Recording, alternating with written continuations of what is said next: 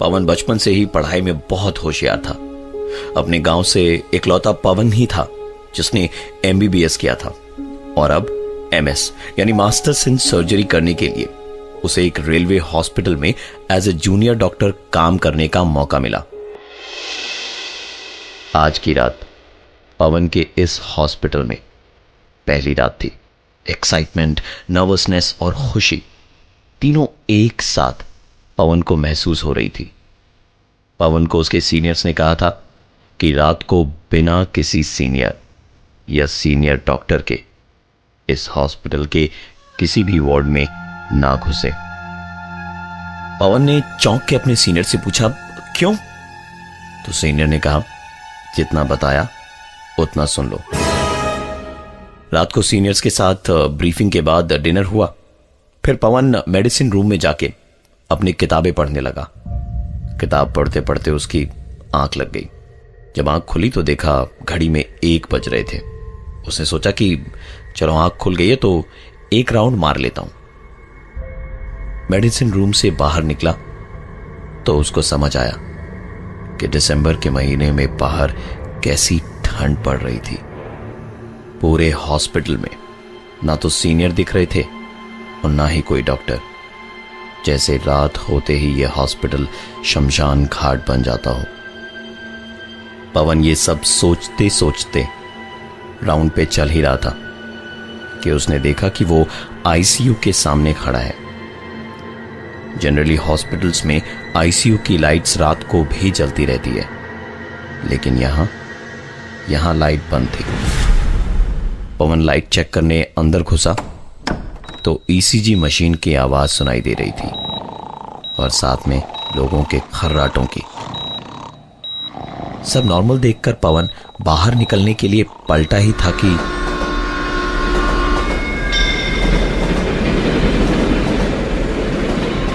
ये सुनकर वो पलटा ही था कि एक पेशेंट की बहुत जोर जोर से कराहने की आवाज आई।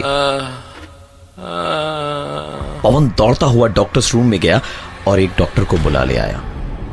इस बार ICU की लाइट भी ऑन थी और सारे पेशेंट्स आराम से सो रहे थे। ऐसी सिचुएशन देख के डॉक्टर ने कहा, पहली नाइट ड्यूटी है ना तुम्हारी, आगे से ध्यान रखना और अकेले किसी भी वार्ड में मत जाना। पवन और डॉक्टर दोनों ICU से बाहर निकले। डॉक्टर अपने रूम में चले गए और पवन सोचने लगा कि जो कुछ भी उसके साथ हुआ वो आखिर था क्या। इसी सोच में डूबा हुआ था कि उसने देखा एक आदमी दौड़ता हुआ जनरल वार्ड में घुस गया। पवन डॉक्टर की सारी बातों को भुलाकर उसके पीछे जनरल वार्ड में भागा। वहां जाके उसने देखा तो वहां कोई भी उसे नजर नहीं आया, लेकिन वार्ड की खिड़की खुली हुई थी। शायद जो कोई भी था वो इसी खिड़की से कूदकर बाहर भाग गया। पवन उस खिड़की से बाहर झांक ही रहा था कि किसी ने उसे पीछे से जोर का धक्का दिया, जिससे वो आधा खिड़की के बाहर और आधा अंदर था। और तभी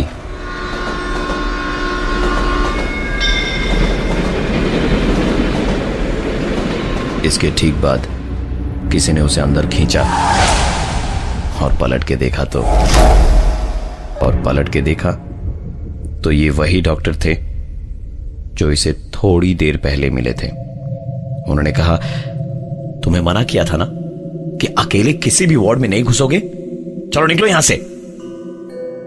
जनरल वार्ड से निकलकर पवन सीधा वॉशरूम गया हाथ मुंह धोने, क्योंकि उसे लग रहा था जैसे वो आधी नींद में हो और कोई सपना देख रहा हो।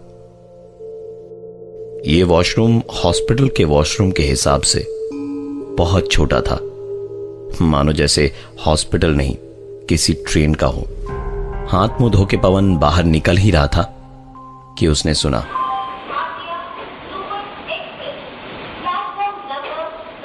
यह आवाज वॉशरूम के अंदर से आ रही थी, इसलिए उसने दरवाजा डरते डरते खोला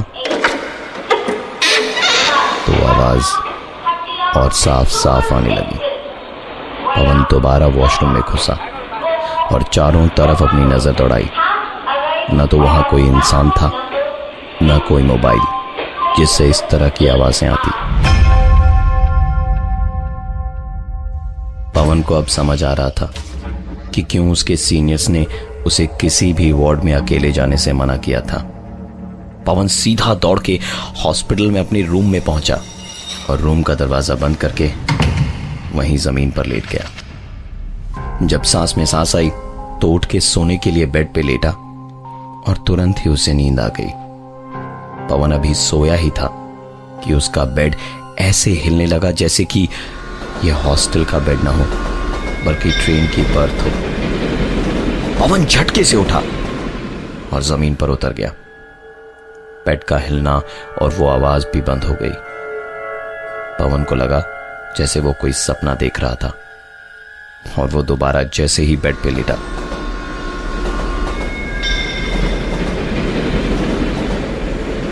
पवन उठ के जमीन पे दोबारा खड़ा हो गया।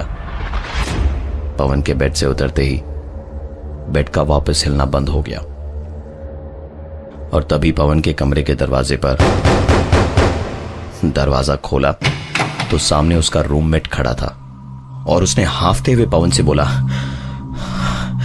अरे तुम फोन क्यों नहीं उठा रहे हो? कब से फोन कर रहा हूं यार, इतनी बड़ी इमरजेंसी हो गई है हॉस्पिटल में, ट्रेन का एक्सीडेंट हो गया, बहुत सारे पेशेंट्स हैं, जल्दी चलो। पवन ने घूम के पूरे कमरे में अपना फोन ढूंढा।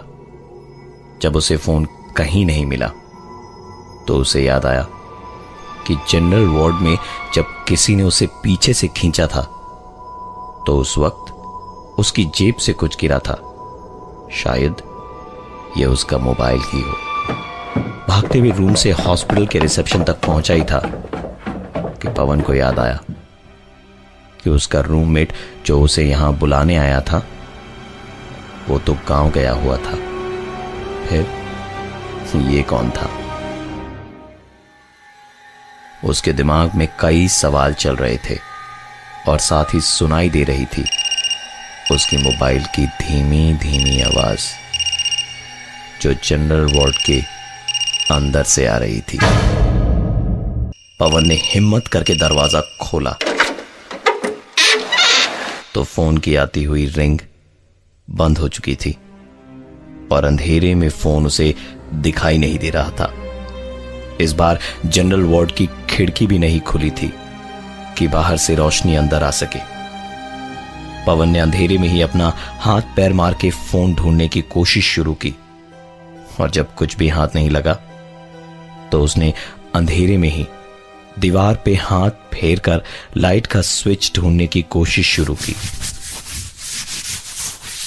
वो हाथ दीवार पे फेरा ही रहा था कि पीछे से किसी ने उसके पूरे शरीर को दीवार पे दबा दिया और दूसरे ही पल पीछे से एक आवाज आई,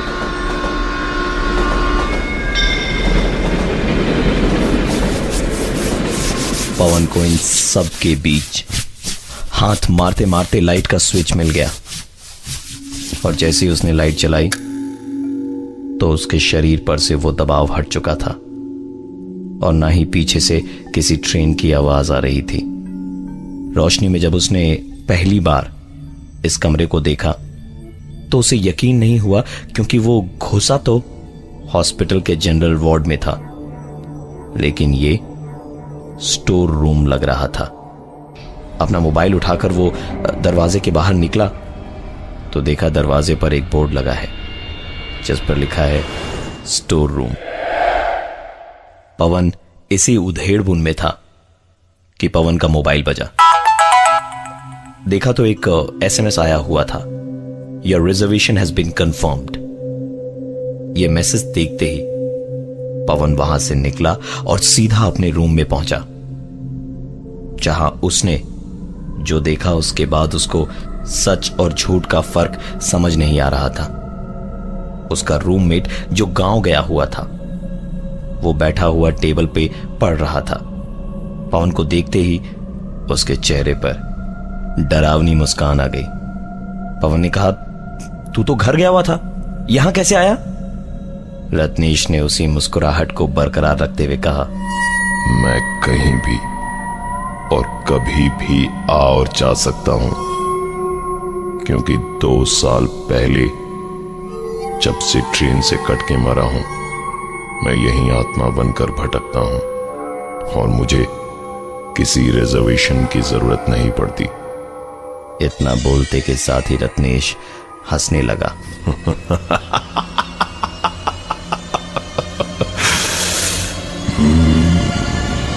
इतना सब कुछ सुनने के बाद पवन वहां से बाहर भागा और पूरे कॉरिडोर में सिर्फ पवन के भागने और रत्नेश की डरावनी आवाज गूंज रही थी।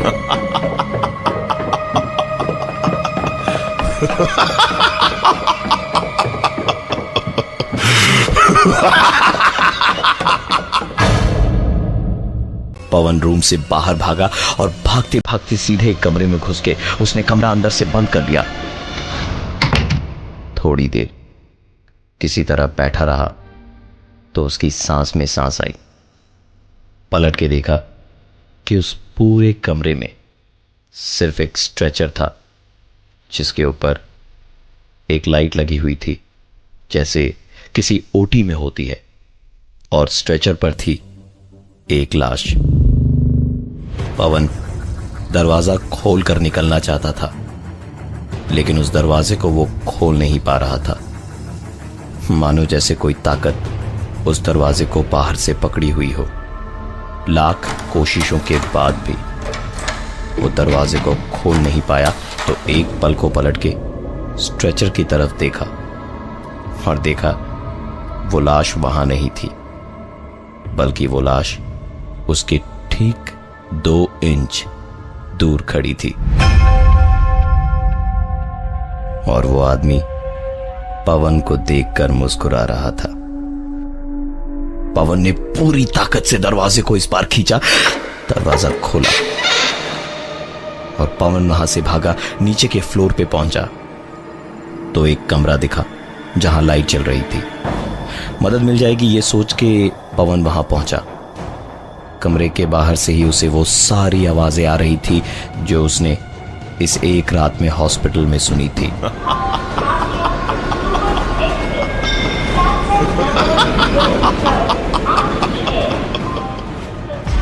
पवन 2 कदम पीछे हटा ही था वहां से भागने के लिए कि किसी ने जोर का धक्का मारा और पवन सीधा उस कमरे के अंदर जाके गिरा। पवन मन ही मन सोच रहा था कि पता नहीं अब इस कमरे में क्या दिखेगा या सुनाई देगा, और इस डर से जैसे ही उसने अपनी आंखें बंद करी, उसे सुनाई दी कुछ आवाजें, जिसे सुनते के साथ ही उसे लगा कि अब तक जो कुछ भी हो रहा था वो उसके साथ एक मजाक था। Welcome to the family.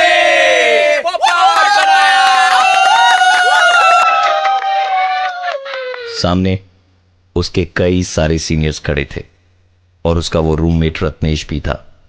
उसके बाद सभी लोग अपने अपने रूम और शिफ्ट्स पे चले गए और रत्नेश हंसते हुए पवन से बोला, भाई ये पहली रात को ना हम लोग सबको डराते हैं, लेकिन जितना तू डरा और भागा ना उतना कोई नहीं। लेकिन कोई बात नहीं, आज पहली रात थी ना, फर्स्ट ईयर है, सेकेंड ईयर तक तू भी सीख जाएगा ये सब। रत्नेश के मुंह से इतना सब कुछ सुनने के बाद पवन ने मुस्कुरा कर कहा, भाई एक्चुअली किसी भी एंगल से सीनियर मैं ही हूं। सालों पहले इस हॉस्पिटल में मेरी मौत हुई थी। जैसे तुम लोग हर जूनियर के साथ मजाक करते हो, आज मेरी बारी थी तुम लोगों के साथ मजाक करने की।